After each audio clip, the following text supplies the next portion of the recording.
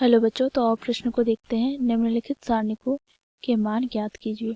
प्रश्न में हमें तृतीय कोटि के सारणिक दिए गए हैं जिसके प्रथम पंक्ति के अवयव 12 -10 5, द्वितीय पंक्ति के अवयव 3 2 -1, तृतीय पंक्ति के अवयव -4 0 3 है। तो इस प्रश्न की मुख्य अवधारणा की बात करें तो बच्चों देखो, यहाँ पर तृतीय कोटि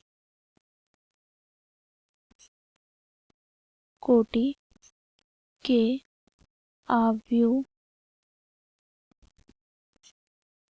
के सारणिक मान हमें ज्ञात करना है।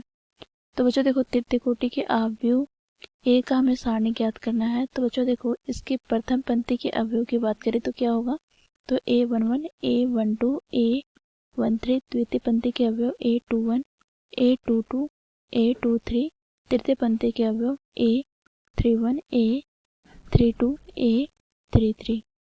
ठीक है।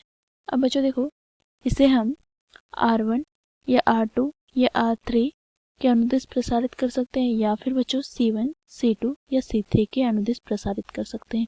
ये आप पे निर्भर करता है। ठीक है। तो यहाँ पर हम R1 के अनुदिश प्रसार करते हैं तो यहाँ से हमें प्राप्त हो जाएगा बच्चों देखो, सारणिक A का मान बराबर यहाँ पर -1 की घात I + j अर्थात 1 + 1 गुनी A11।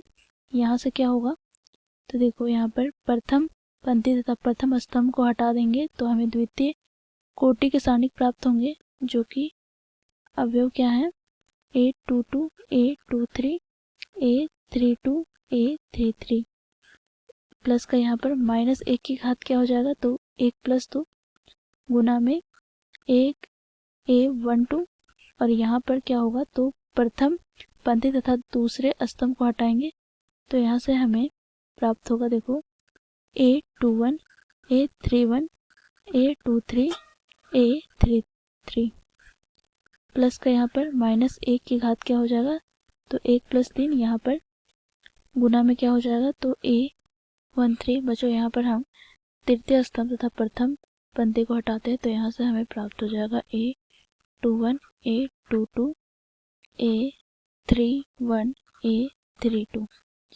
तो इस प्रकार बच्चों हम दिए गए सारणिक का मान ज्ञात करेंगे मुख्य अवधारणा की सहायता से। तो प्रश्न में हमें सारणिक दिया गया है डेल्टा बराबर, तो बच्चों देखो ये हमें प्रश्न में दे रखा है। बच्चों यहाँ पर हम क्या करेंगे, तो देखो शून्य अवयव यहाँ पर पंक्ति R3 पे मौजूद है, साथ ही यहाँ पर स्तंभ C2 पे मौजूद है। तो या तो बच्चों हम C2 के अनुदिश या R3 के अनुदिश इसे प्रसारित करेंगे।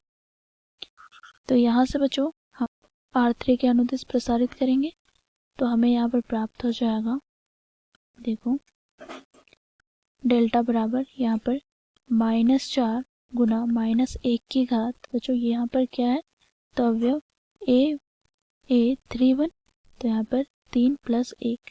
ठीक है।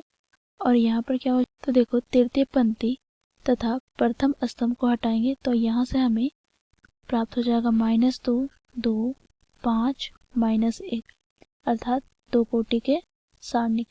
प्लस का यहाँ से क्या होगा, तो -1 की घात 3 + 2 और यहाँ पर हमें प्राप्त हो जाएंगे, देखो हम द्वितीय स्तंभ और तृतीय पंक्ति को हटाते हैं तो यहाँ से 12 3 5 -1 हमें प्राप्त होगा और यहाँ पर मान क्या है, तो ये है 0।